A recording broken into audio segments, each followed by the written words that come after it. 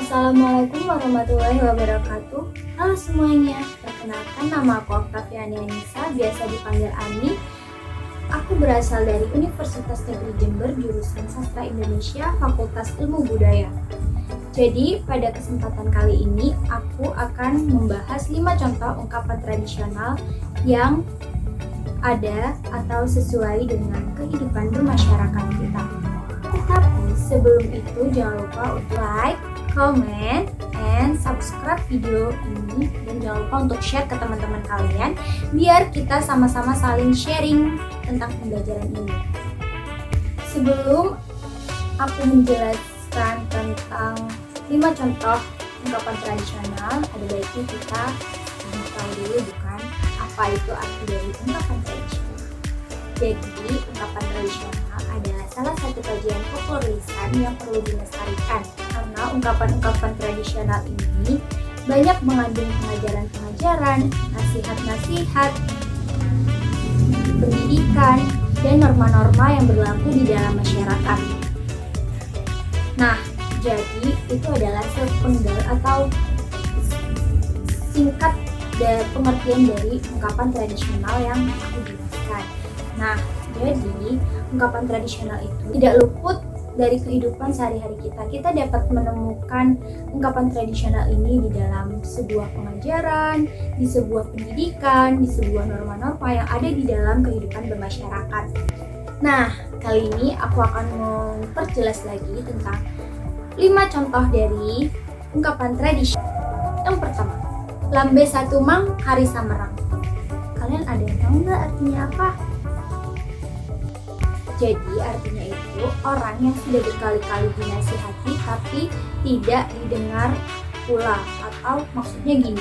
Jadi orang tersebut atau pihak tersebut sudah kita nasihati berkali-kali tetapi tidak juga didengarkan nasihat yang kita berikan. Contohnya seperti orang tua yang menasihati anaknya untuk jangan pergi keluar malam, tetapi anak tersebut tetap kekeh, tetap ingin keluar malam, padahal udah dinasihati kalau misalkan buat anak perempuan tidak boleh keluar malam, sudah dinasihati lah sama si orang tua, tetapi anak perempuan itu tetap kekeh untuk keluar malam.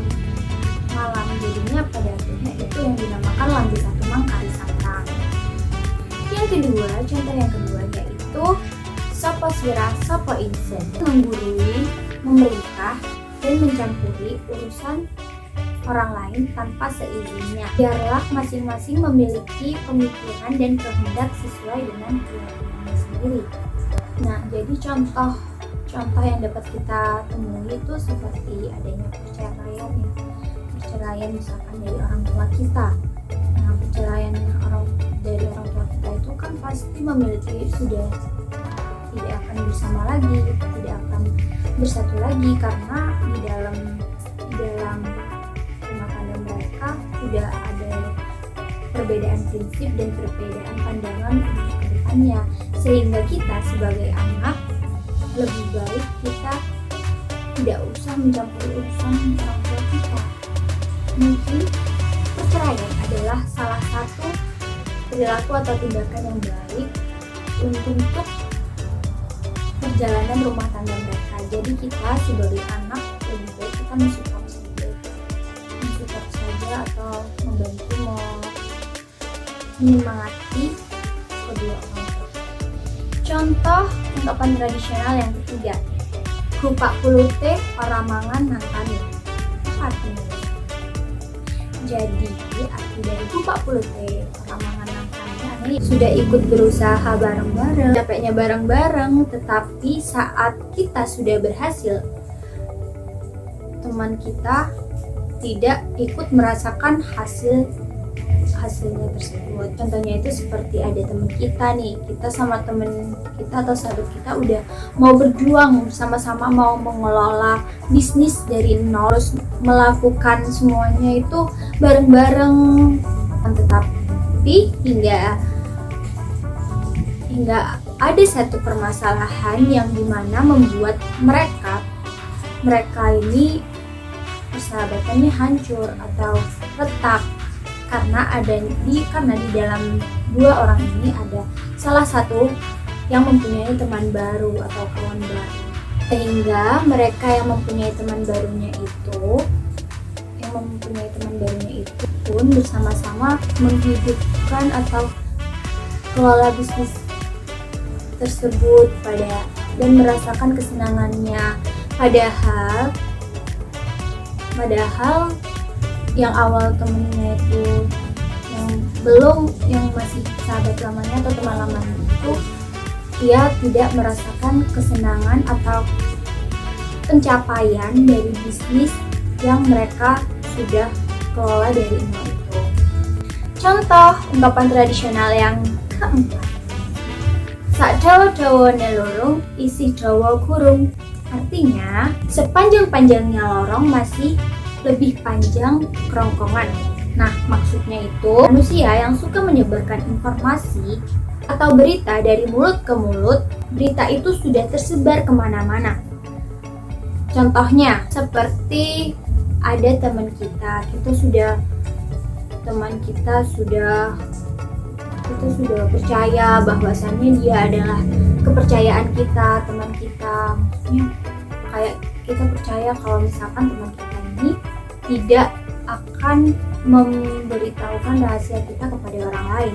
Akan tetapi pada suatu hari, karena mungkin ada sebuah kesalahpahaman di antara kita berdua, mungkin dia langsung sakit hati dan alhasil rahasia kita tersebar kemana-mana. Itu adalah contoh dari ungkapan dawane lurung isi dawa guru.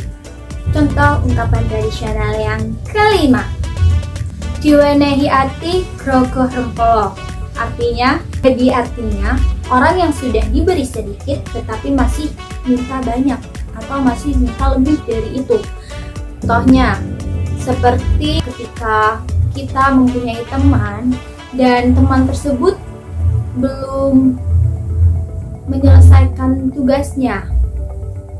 Alhasil teman tersebut meminta contekan kepada kita, hingga pada akhirnya ketika kita telah memberikan contekan tersebut kepada teman kita atau memberikan tugas tersebut kepada teman kita, tetapi teman kita tetap masih meminta yang lain seperti meminjam pulpen, meminjam tipex gitu-gitu. Itu mungkin adalah hal klasik atau hal yang benar-benar menurut aku itu pribadi itu adalah hal yang benar-benar sepele sebenarnya, tetapi ini termasuk dari contoh ungkapan benehi ati grogoh rempelo.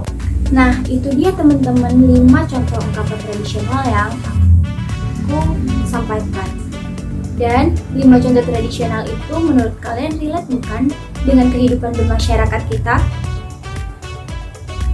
Sangat relate atau sesuai dengan kehidupan bermasyarakat kita. Dan pembahasan dari saya, kurang lebihnya mohon maaf. Tak ada salah kata atau pengucapan yang saya sampaikan tadi tidak berkenan di hati teman-teman sekalian. Wabillahi taufiq wal hidayah. Wassalamualaikum warahmatullahi wabarakatuh.